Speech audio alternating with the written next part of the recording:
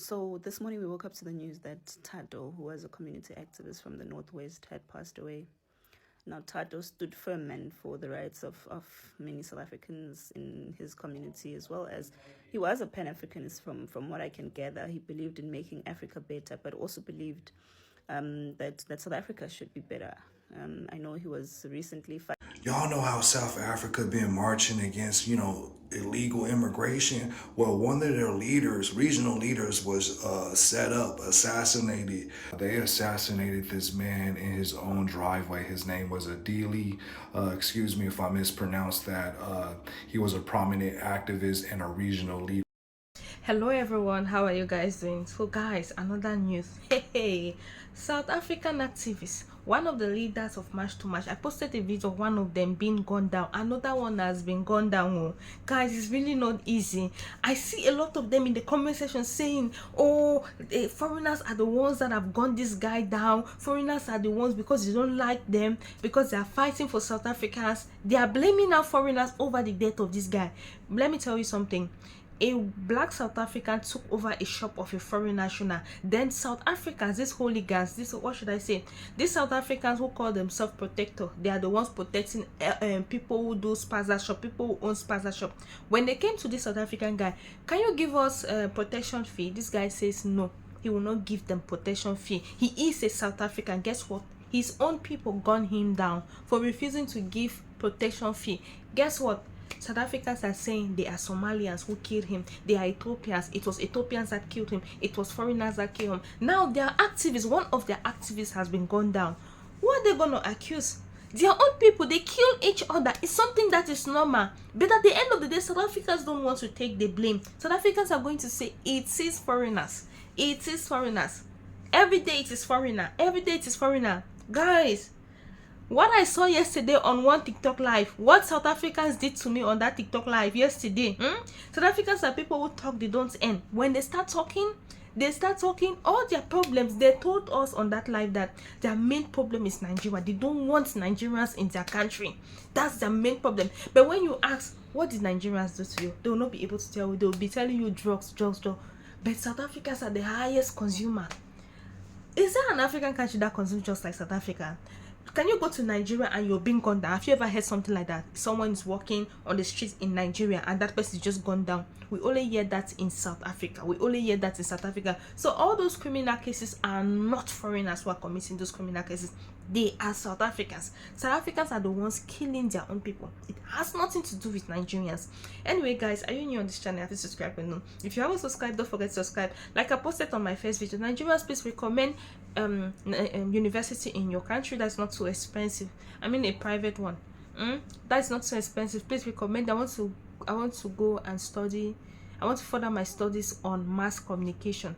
South Africans insulted me yesterday on this live stream because I went there to talk about Nigerians. They were insulting me. They said I'm uneducated. Guys, Nigeria, they finished me. I ran away from that live. South Africans, they have bad mouth on TikTok. Guys, please, I really need to go back to school next year. When is university resuming? Please tell me in the comment section. I need to go back. If I go back to school, I'm going to work on myself. I don't have a degree, but I think I need to get one. So that when I start to defend my Nigerians, I know, oh, this girl knows what she's saying. Please, guys, tell me when is university resuming. I mean next year. I'm not prepared for this year. Next year, please tell me, guys. Please, I need this information, Nigerians. Please, in the comment section. Guys, please take a look at what this video. In South Africa, anti-illegal immigration movement, March in March. He was ambushed and shot outside his home in Greensfields, Ikurhuliri.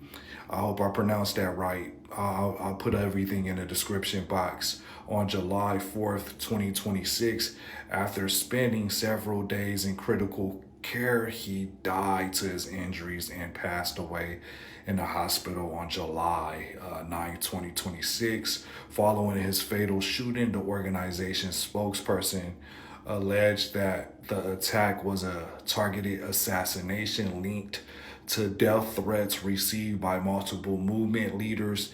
These threats were allegedly made by groups involved in extortion rackets. The March and March movement has since announced that it will intensify its nationwide demonstrations in response to his death. They have an investigation, ongoing investigation, but they haven't found any suspects as of this moment. But yeah, just out there peaceful marching, and he's receiving death threats, and ultimately someone followed through. You gotta be safe these days out there protesting. Fighting for the township economy to go back to the hands of the locals. And this is why some people believe right now that he was shot. Was shot 5 times at his home. And I honestly wouldn't be surprised if he was shot by South Africans who had been given money by dodgy characters. I'll just keep it at that. But the saddest thing I saw is that I saw foreign nationals celebrating that Tato had been shot. And they started saying things like, who's next? And saying things like, the shooter did a good job because Tato was apparently fighting for the economy of his township to go to his people. And this has really, really made me even more frustrated at the fact that people seem to think that the people who are in danger are foreign nationals, when it's us as South Africans that are constantly in danger for standing up for what is right in our country against these evil people who we don't know, that came into our country, walked in, whose past we don't know. We don't know what type of military training they have, how ready they are for all types of cruel things that they can do. And every single time, South Africans are the ones that are experiencing threats to their lives, a danger, people's houses getting burnt, some of them getting shot, some getting stabbed. And the government doesn't see this to be a security risk for South Africans. And these people are brazenly killing people. DJ Warris, it was the same thing. And here we are again, finding ourselves being threatened for standing up for what is right in our country. And guys, I want you guys to please speak about what is really going on in the country, because the media is not going to tell our true stories. We are the ones that are afraid because of foreign nationals. Foreign nationals are not victims in South Africa. They're doing as they wish. They've got places that they take over. They're organized. They got all types of crimes that they've put together in this country. And now when we are the ones standing up for ourselves, for the future of our children, because we don't want our children to live in a crime-infested country from people who can walk in and out of our country anytime, any day, and do as they wish, we become the targets. Guys, stand up for South Africa. Talk and share your stories. Tell the truth about what is going on in this country, because the journalists certainly won't. When they come out from all those countries that they come here, all these Al Jazeeras, these BBCs, and all these New York, whatever, that come into our country to cover stories, they're not covering it because they want to tell the real story of how much fear we live in as South Africans because of these organized criminals who are hijacking buildings, kidnapping children, who are killing women and children, bringing drugs, prostituting women, raping and killing, and committing all kinds of crimes, from robberies to spaza shop mafias to all of these evil things that they do in our country. And then they go on and celebrate on social media. Guys, please stand up for this country. Speak, be vocal, or the crimes that are happening in this country. Imagine how much worse the children of South Africa will suffer at the hands of these foreign nationals, because they will only get worse. I'm going to attach the screenshots now so you guys can see just how evil these people are.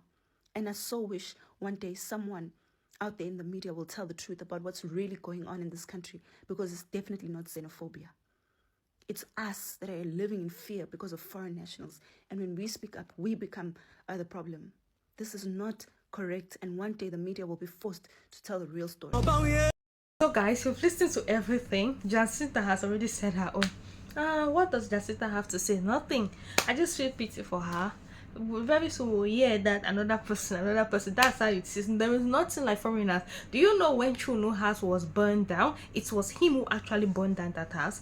But at the end of it, they started blaming foreigners. Foreigners have nothing to do with this. It was Chunu that actually burned down his house. They do things because they want their people to accuse foreigners for everything. But foreigners have nothing to do with the crimes that is happening in South Africa. South Africans don't want to take blame. They don't want to take accountability. Nevertheless, I just want to say thank you so much for watching my my videos. And if you've watched this video today, and please don't forget to subscribe, like, and drop your comment. And please don't forget to recommend a school for me. I want to go and study mass communication in Nigeria. I'm coming, Nigeria, I'm a Cameroonian. I'm coming to your country to study.